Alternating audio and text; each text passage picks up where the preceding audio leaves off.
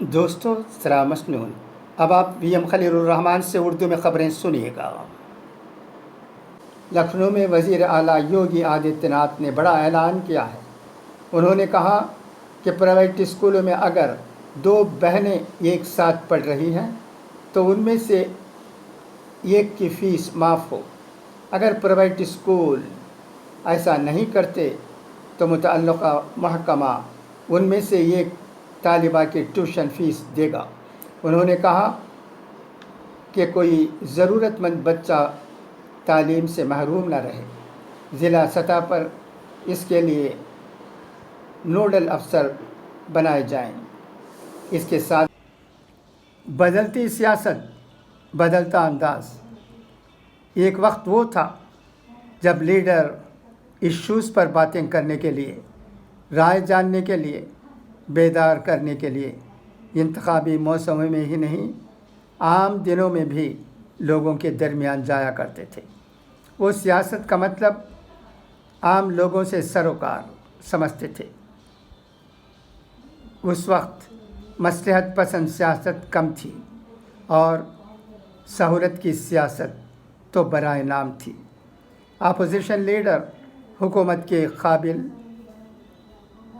کے قابل اعتراض اقدام کی مذمت کرتے تھے، مگر الزام عائد کرنے میں جلد بازی نہیں کرتے تھے۔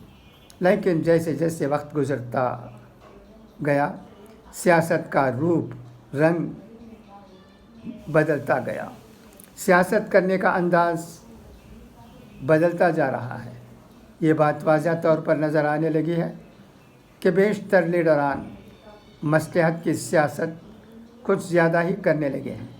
سوشل میڈیا آ جانے سے سہولت کی سیاست اتنی زیادہ بڑھ گئی ہے کہ کچھ لیڈروں کو اگر سوشل میڈیا کا لیڈر کہا جائے تو اس پر انہیں اعتراض نہیں ہونا چاہیے۔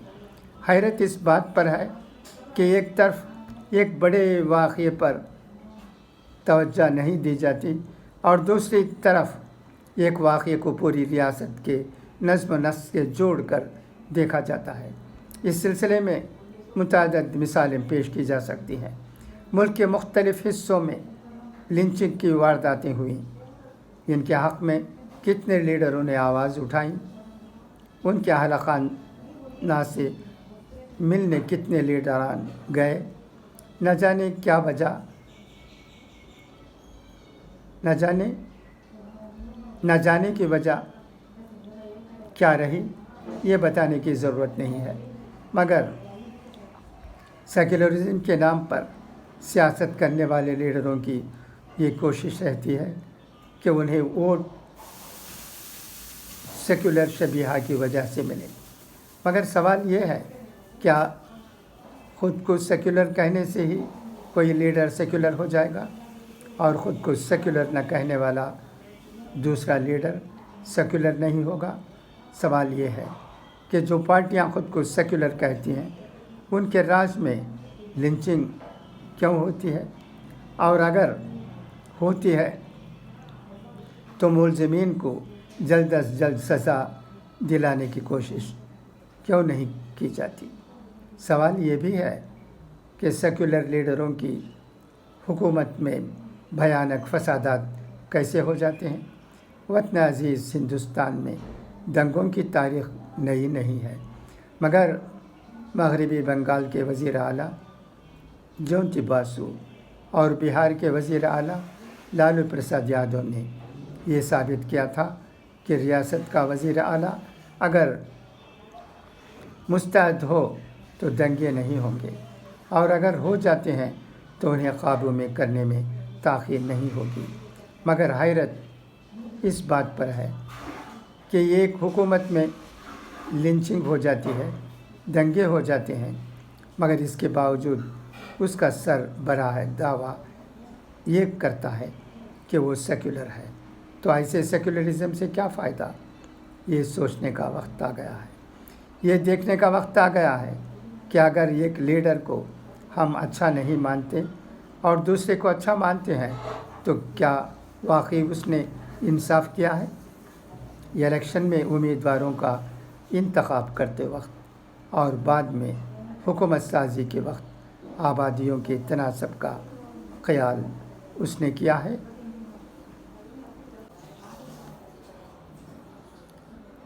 अपने भले के लिए ये ज़रूरी नहीं कि हर आदमी सियासत करे, मगर सियासत समझने की ज़रूरत ज़रूर है। तभी ये बात समझ में आएगी कि उत्तर प्रदेश एक बड़ी रियासत है। वहाँ की आबादी 20.42 करोड़ है। मतलब ये कि इसकी आबादी यूरोप की आबादी का 1/4 से ज़्यादा है। इसके बावजूद किसी एक वाक़े को पूरे उत्तर प्रदेश के नस्म नस्ल से जोड़ने की कोशिश की जा रही है, तो क्यों की जा रही है? क्या पहले वाक़यात नहीं हुए? और अगर हुए तो कितने लीडरान मुतासरीन की फैमिली की मदद के लिए पहुँचे? मसलहत की सियासत करने वाले लीडरान क्या आज इसलिए मुतहर्रिक नहीं हो गए हैं कि असम्बली इंतखाबात में ज़्यादा दिन नहीं बचे और उन्हें ऐसा लगने लगा है कि जिन लोगों का वोट सेक्युलरिज़म या इसी तरह के किसी और नाम पर मिल जाएगा, मनाने की उन्हें ज़रूरत नहीं। मनाने की ज़रूरत उन्हें है जिनके वोट मिलने का इम्कान उन्हें नहीं रहता। मगर समझने की ज़रूरत यह है कि गुज़रते वक्त के साथ लीडरान ही नहीं बदलते हैं, उनकी सियासत का अंदाज़ ही नहीं बदल रहा है।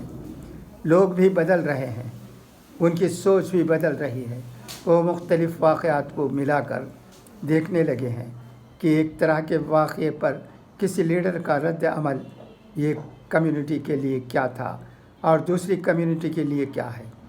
कौन लीडर मसलहत की सियासत कर रहा है, कौन लीडर सहूलत की सियासत कर रहा है और इसे आम लोगों से कितना सरोकार है।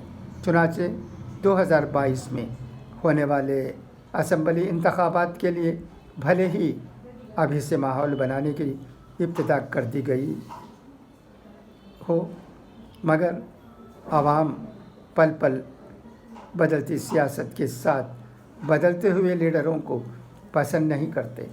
वो ऐसे लीडरों को पसंद करते हैं जो मसलहत पसंद ना हो, जो सहूलत की सियासत करने वाले ना हों, जो सियासत की बहती धारा में बहने वाले नहीं, सियासत को मुस्बित रुख पर मोड़ने वाले हों, जो ये देखने वाले हों कि हुकूमत ने आवाम के लिए क्या किया और वह क्या नहीं किया जो किया जाना चाहिए था।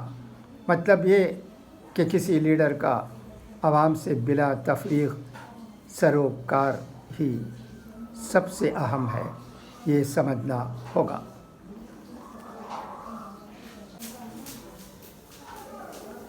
दोस्तों, आपने ये इदारिया सुन लिया होगा। कोई पार्टी सिर्फ इसलिए अच्छी नहीं हो जा सकती जो सेक्युलरिज़म का नाम लेती है, और दूसरी पार्टी सिर्फ इसलिए बुरी नहीं हो सकती कि वो सेक्युलरिज़म का नाम नहीं लेती है। हमें देखना ये है कि कौन सी पार्टी लोगों के लिए क्या करती है। अगर कोई पार्टी लोगों की भलाई के लिए काम करती है, लोगों में अमन अमान पैदा करने की कोशिश करती है, तो उस पार्टी को अच्छी पार्टी समझना चाहिए। वही पार्टी अच्छी समझी भी जाएगी। इस इदारे में कहा गया है कि उत्तर प्रदेश एक बहुत बड़ा सूबा है। यहाँ कोई वाक़या ऐसा वैसा पेश आ जाता है तो इसकी वजह से पूरे सूबे की बदनामी नहीं हो सकती, या उस सूबे में रहने वाली पार्टी को गलत नहीं समझा जा सकता, नहीं समझना चाहिए। तो लोगों में ये बेदारी भी आ रही है। कोई अब सेक्युलरिज़म के नाम से धोखा नहीं दे सकता, मगर एक बात ज़रूर है कि हिंदुत्व के नाम से लोगों को धोखा देने की कोशिश की जा रही है। हिंदुस्तान में रहने वाले अक़लियत ये चाहते हैं कि ہندوستان میں رہنے والے لوگوں کے ساتھ ان کا مذہب چاہے جو بھی ہو اچھا سلوک ہو. یہاں کسی کو کسی نام سے دھوکہ نہیں دینا چاہیے. یہ اصول ہونا چاہیے.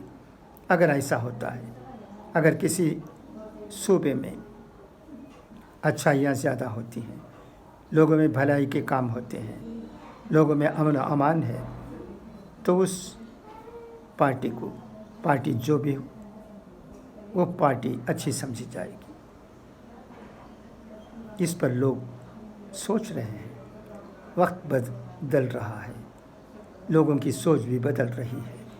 ایسے میں ہمیں یہ دیکھنا ہے کہ کون کن کے لیے کیا کرتا ہے. اگر کوئی پارٹی تمام لوگوں کو ساتھ لے جانے کا جذبہ رکھتی ہے اور لوگوں کے بھلائی کے کام بھی کرتی ہے اور نفرت کی سیاست نہیں کرتی ہے، تو پارٹی اچھی ہوگی. کیا کانگریس یہ کام کرے گی؟ کیا بی جے پی یہ کام کرے گی؟ کیا ہمارے دیش میں رہنے والے مختلف پارٹیاں اس طرف سوچیں گی؟ انشاءاللہ العزیز مستقبل میں سوچیں گے ضرور، اور مستقبل میں ایک اچھا قدم بھی تمام پارٹیوں سے اٹھایا جائے گا، کیونکہ ان کو معلوم ہونا چاہیے کہ نہ سیکولرزم کے نام سے لوگوں کو دھوکہ دیا جا سکتا ہے، نہ ہندوتوا کے نام سے. یہ دونوں الفاظ اب اپنی اہمیت کھو چکے ہیں. اللہ کرے کہ ہم ٹھیک باتوں کو ٹھیک سمجھیں اور ہندوستان کو ٹھیک راہ پر لے جانے کی کوشش کریں. یہ وقت کی ضرورت ہے. خدا حافظ. فی امان.